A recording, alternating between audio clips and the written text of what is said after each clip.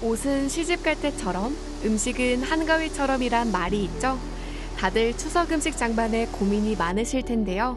오늘은 정이 넘치는 전통시장으로 떠나보려 합니다. 나영 씨, 네. 오늘 왠지 기분이 좀 좋아 보이네요. 그럼요.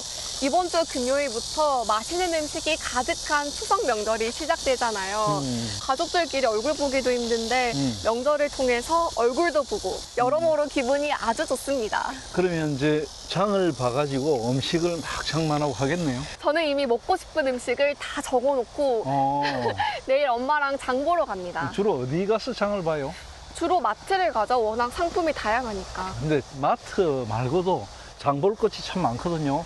특히 울산에는 100년이 넘은 전통시장이 있어요. 거기에는 뭐 아주 신선한 농산물, 축산물 이런 것도 많고, 그리고 또 이야기도 있고 많은 것이 담겨 있는 그런 장이 있거든요. 그 장으로 오늘 한번 가보려고 합니다. 너무 기대돼요. 얼른 가보시죠. 한번 가봅시다.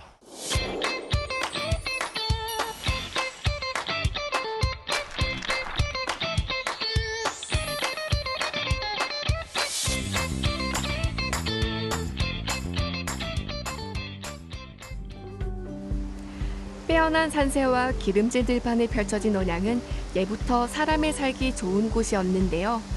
특히 먹거리가 풍부해 다양한 특산품들이 임금님께 진상될 정도였습니다. 저는 오늘 언양에 처음 왔는데 와서 둘러보니까 되게 산책하기 좋아 보여요. 이곳은 어떤 곳이에요? 이곳은 언양이거든요. 네. 언양은 이 저쪽에 지금 화장산 뒤쪽에 보면 고헌산이라는 산이 있어요. 고헌산의 헌자, 삔양자, 볕이 잘 들어오는 거, 밀양 이런 것처럼 그걸 합쳐서 헌양이라는 이름으로 쭉 불려오다가 언양으로 바뀌었는데, 이 지역은 아주 옛날에 사만시대 전에 그게 거지화현이라는 부족 국가가 있었거든요.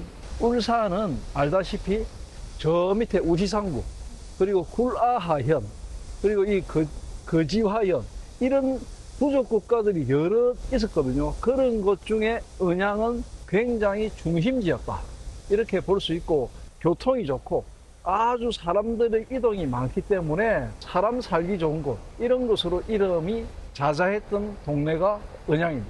그러면 지리적으로 조건도 좋고 교통의 요충지였다는 거잖아요. 저는 언양하면 솔직히 언양 불고기가 제일 먼저 생각나는데. 그렇죠. 언양 불고기와 연관된 특산물들이 되게 많아요. 소와 관련된 것들이 많고, 또 언양의 불고기 하면 대표적으로 곁들이는 게 미나리잖아요. 언양 미나리 굉장히 유명하고, 언양 미나리는 조선조, 성종, 명종 이 시대까지도 계속 임금님의 밥상에 올랐거든요. 그 정도로 굉장히 언양의 미나리는 유명했고, 또 숯이 굉장히 유명했어요. 숯이요? 숯. 그러니까 고기를 구우려면 숯이 있어야 되잖아. 그쵸? 그것도 있어야 되지만 울산은 또 유명한 철, 소금 이런 게 있거든. 철, 소금을 만들기 위해서 가장 필요한 게 뭐냐? 숯이거든. 그 숯이 많이 있을 수밖에 없는 게, 이 주변에 보면은 굉장히 큰 산들이 많잖아요. 네. 이 큰 산에서 나오는 목재, 이것이 바탕이 돼가지고 옛날부터 여기 숯이 되게 많았고, 또 참외도 굉장히 유명했어요. 참외. 여기 이제 울산은 그 옛날부터 전통적으로 왜, 참외, 수박 이런 것들 굉장히 유명했거든요. 왜냐하면 물이 굉장히 좋기 때문에. 그런 특산물들이 많이 발달했고, 잘 알다시피 언양 불고기, 이거는 1960년대 말에 고속도로 개통과 함께 전국적으로 명성을 쌓아갔던 그런 음식이고, 울산하면 대표적인 특산물, 이게 언양 불고기가 됐죠. 언양은 지리적 특성상 많은 사람들이 드나드는 길목 역할을 했는데요. 그러다 보니 자연스럽게 시장이 생겼고, 당시에는 그 규모가 매우 컸다고 합니다.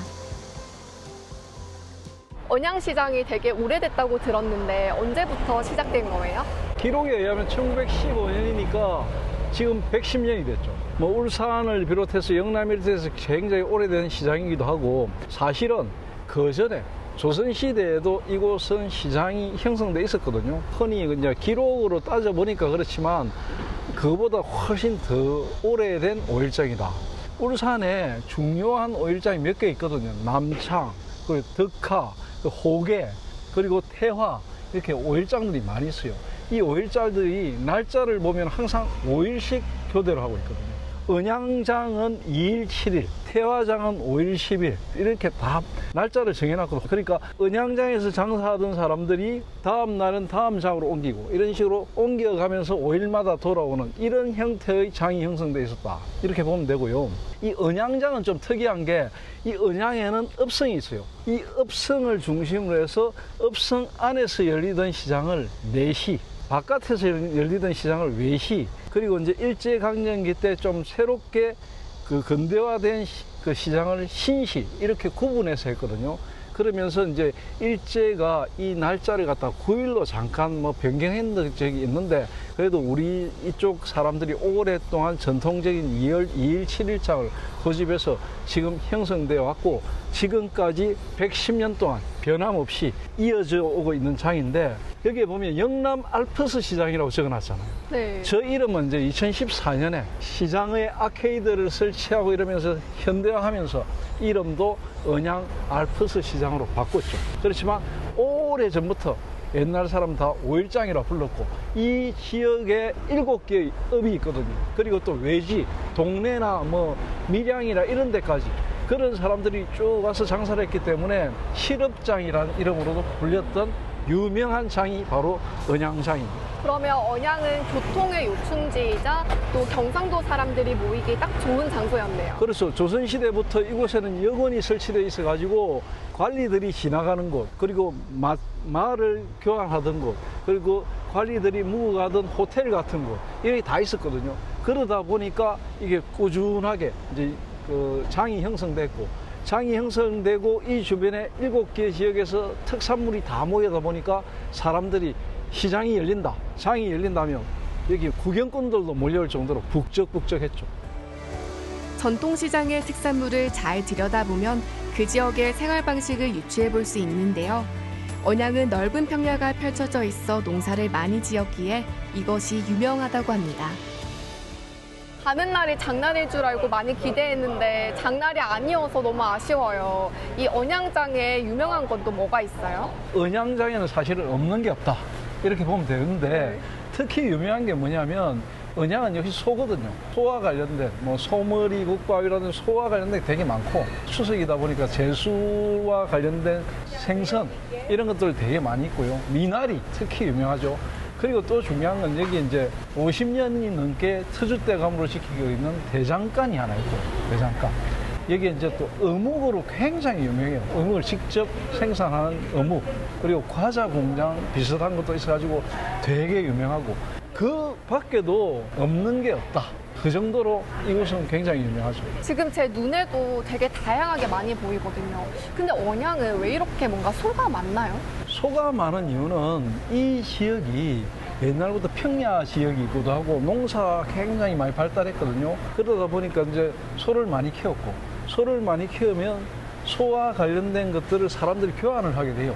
종자도 그렇고 좋은 소도 구하고, 이러다 보니까 우시장이 가까이에 있었거든요. 우시장이 열리다 보니까 소와 관련된 거래도 많았고, 그러다가 이제 1960년대에 고속도로 공사하면서 이곳에 이제 본격적으로 불고기가 유명해진 거죠. 그러다 보니까 은양하면은 무조건 은양 불고기, 전국 3대 불고기 중에 하나로 등극을 한 거죠.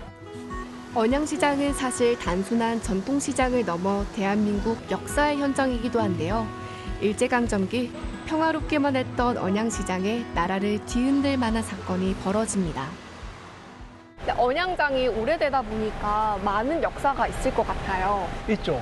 일제강점기 때 이 은양장에서 일어났던 두 가지 큰 사건이 있어요. 어떤 거예요? 하나는 우리가 너무나 잘 알고 있는 은양 만세운동이거든요. 은양 만세운동이 1919년 4월 2일 날 일어났는데, 이 은양 만세운동은 정말로 이제 서울 한양에서 오는 길하고 제일 가깝잖아요. 그러다 보니까 울산에서 제일 먼저 이쪽에서 일어나게 됐고, 울산이 천도교, 즉 동학의 교주, 제주 선생이 있었던 곳이다 보니까 이 은양 쪽에 천도교인들이 되게 많았거든요. 천도교인들이 중심이 되어가지고 서울에서 일어났던 1919년 3월 1일 일단 만세운동을 보고, 그걸 봤던 은양의 천도교 울산 교구장이던 김교경이라는 분이 울산 언양에 있는 그 천도 교인들하고 연락한 거죠. 그래가지고 빠르게 우리도 준비를 하자 해가지고 4월 달의 첫 주에 들어서는 언양장날에 만세운동을 벌이기로 한 거죠. 근데 미리 이제 그 주변에 이제 밀양이라든지 양산이라든지 이런 곳에 만세운동이 다 일어났거든요. 일제가 아주 감시를 철저하게 했어요. 그 철저하게 감시를 할 때 그것을 뚫고 언양에 있던 천도 교인들이 중심이 되었고 한 2천여 명이 들고 일어났죠. 그때 안타깝게도 한 분이 돌아가시고 많은 분들이 잡혀가지고 수많은 고초를 겪었지만은 그런 만세운동이 기점이 되어가지고 울산의 병영, 남창 이런 만세운동으로 번지게 됐던 거죠. 언양 만세운동은 울산의 첫 만세운동이라는 점에서 큰 의미가 있는데요. 8년 후 이곳에서 벌어진 또 하나의 사건이 언양시장을 독립운동의 중심지로 만듭니다. 그런 운동을 이런 시장에서 왜 했을까 이렇게 한번 생각을 해보면 아무래도 시장이다 보니 많은 사람들이 모여서 그랬다고 생각해도 될까요? 그렇죠. 그런 어떤 사람들이 많이 모인 곳이기 때문에 그런 것도 일어났고 3.1 운동, 그러니까 4월 2일 날 만세운동이 기점이 돼가지고 면면이 항일에 대한 의식이 갖춰져 있다가 1927년에 또 큰 사건이 하나 일어나요. 수철 팔던 김경도라는 34살 청년이 있었는데 이 사람이 언양장에서 일본인에게 무차별하게 두들겨 맞아가지고 숨지는 사건이다.